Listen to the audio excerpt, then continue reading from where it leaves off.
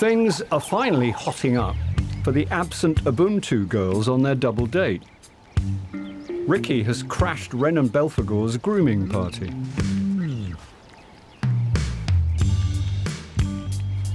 She turns her attention to Ren as Belphegor makes his move on her. Poor Girk doesn't know where to look. Thankfully, something distracts his eye.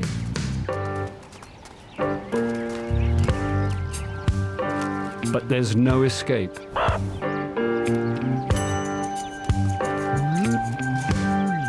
He's surrounded by spring fever.